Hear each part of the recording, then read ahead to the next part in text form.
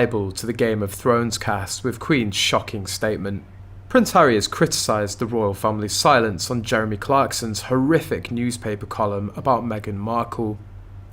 Last month, broadcaster Clarkson wrote in The Sun that he hated the Duchess of Sussex and dreamt of her being forced to parade naked through the streets of every town in Britain while crowds threw excrement at her. In an interview with ITV, Harry said Buckingham Palace's silence in response to the column was deafening. He told ITV news presenter Tom Bradby, "Not only is what Clarkson said horrific and hurtful and cruel towards my wife, but it also encourages other people around the UK and around the world, men particularly, to go and think that it's acceptable to treat women that way."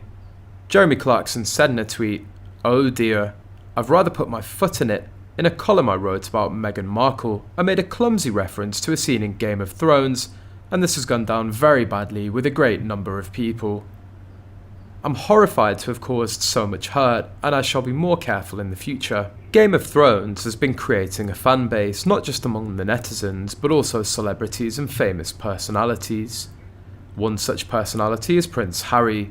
Belonging to Britain and being well versed in its history, the Duke of Sussex admits that he never watched Game of Thrones. Now, Cooper discussing with Prince Harry how he finds the royal family dynamic to be like Game of Thrones, and the Duke responded, "I don't watch Game of Thrones, but there's definitely dragons, and that's a third party, which is the British press." Director Mark Mylod himself and main actor Pedro Pascal have confirmed that the Queen also watched the film with her grandson Harry. Now the Duke's statements go against the words of his late grandmother and showed disrespect to the entire film crew. One of those moments came when Queen Elizabeth II was on a trip to the Game of Thrones set while in Belfast. The monarch and her husband, the late Duke of Edinburgh, were shown around some of the fantasy series' sets and invited to inspect multiple props. Then, after conversations with the Game of Thrones cast, Queen Elizabeth was asked whether she'd like to take a seat on the Iron Throne.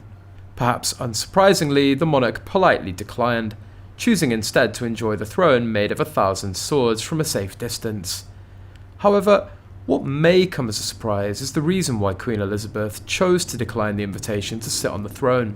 The reason why was actually due to an antiquated rule, which states that a monarch cannot sit on a throne of another country or state besides that of their own. This law was designed to preserve the notion that a country's throne was exclusively to be sat on by their reigning monarch, so as to not interfere with the hierarchy of power. In fact, it could actually be considered a symbol of aggression for a monarch to sit on the throne of another country. The Queen made it a point to be very well informed on several different subjects.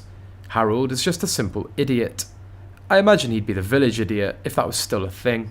This is what bothers me about the assumption the Queen wasn't smart. She was very smart and well versed. She simply